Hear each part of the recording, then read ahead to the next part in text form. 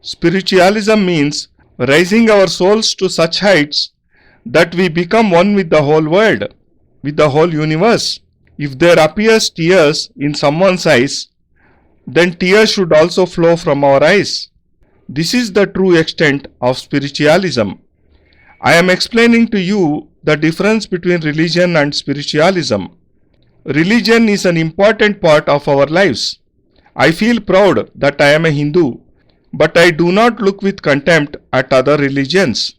Mahatma Gandhi also said, I am proud that I am a Hindu, but this does not mean that other religions are not good. I don't say that Jesus or Muhammad were not right. They too were right in their own contexts.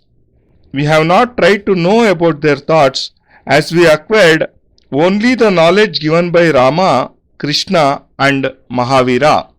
All these great men have stressed that life shall progress when the anger, the passion in us is curbed, when our vanity disappears. We may say that we don't have any sexual desires, that we have no greed, but in actual practice, these have not been totally subdued.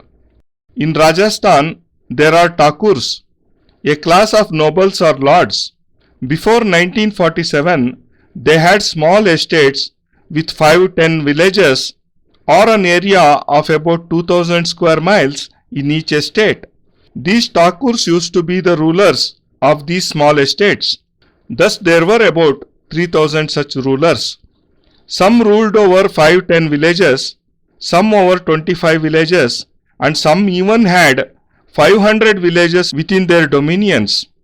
These rulers did not have any work to do. They just collected money from the public in lieu of taxes and lived comfortably. They had no other responsibility or worry. The bigger rulers were called kings, while the smaller ones were called Thakur Sahibs. You may not have gone to these villages, but if you do go there, you shall find that the Thakurs still consider themselves superior. They may not even have enough food to eat, but their vanity knows no bounds. It was before 1947 that there was a great Thakur.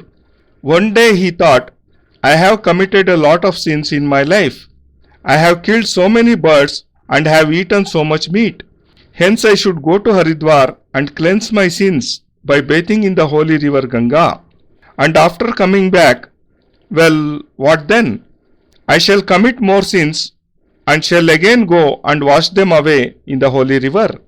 Hence he started for Haridwar. He said to the villagers, I am going to Haridwar. But why are you going there? Asked the villagers. Well, enough is enough. I have killed so many birds. I have troubled you and looted you. Now I want to renounce everything. Hence I am going to Haridwar. Along with his 20-25 servants and his wives, he went to Haridwar and bathed in the holy river. The Hindu priests in Haridwar said to him, You shall have to renounce something in order to absolve yourself of all the sins. The Thakur thought, What should I renounce? I like to eat so much. If I renounce jaggery today, and if a sweet is prepared with it, then I won't be able to eat it. I cannot renounce jaggery. I cannot give up sugar. I cannot even give up wine. The eager priest said, Maharaj, give up anything. You just have to renounce one object. At this, the Thakur said, Well, fine. I renounce anger. From now on, I won't get angry. The priest said to himself, What a cunning fellow he is.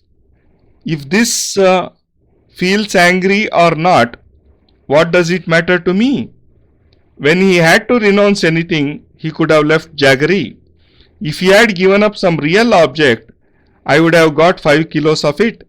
To the Thakur he said, Sir, it is up to you, but if you give up some eatable. No, retorted the Thakur. You don't understand. I am a Thakur. The priest said, Sir, it is your wish. When the Thakur returned to his village, he was welcomed by all the villagers.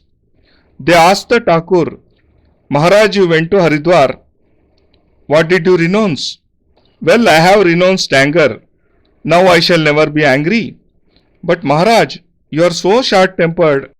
that you run to fetch your gun each time you get angry?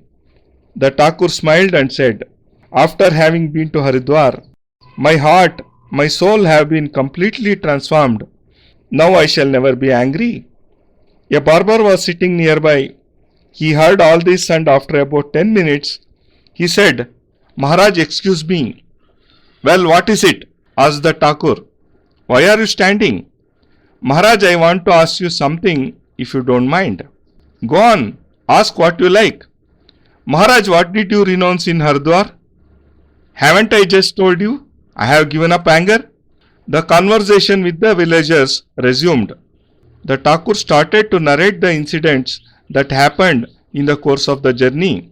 Again the barber got up and said, Maharaj, Huzur, I want to ask you something. Well, ask. Maharaj, you went to Haridwar. What did you give up? What the? I have told you that I have given up anger. I shall never be angry again. Can't you understand this much? You seem to have very less brains. The barber sat down again. The talks resumed. 15 minutes passed and the barber again stood up and said, Maharaj, Huzur, I want to ask something. Well, what is it now? Maharaj, you went to Haridwar. Yes, I did. Maharaj, what did you renounce there? You bloody swine, rascal. And speaking of these abuses, the Thakur picked up his shoe and ran after the barber. The barber cried out, Now I understand. Yes, I have got it. I have understood what you have renounced.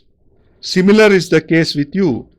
You are boiling up inside and you say that you have given up anger. We keep saying that we have given up anger, but in fact we are not able to do so. There is a difference between merely saying and actually doing it. Till we don't renounce anger, till we are filled with vanity and anger, what shall we be able to achieve in the field of religion, knowledge and spiritualism? Until you transform yourself mentally, you won't be able to develop spiritualism in your life. Until there is no spiritualism in your life, you won't attain true happiness in it.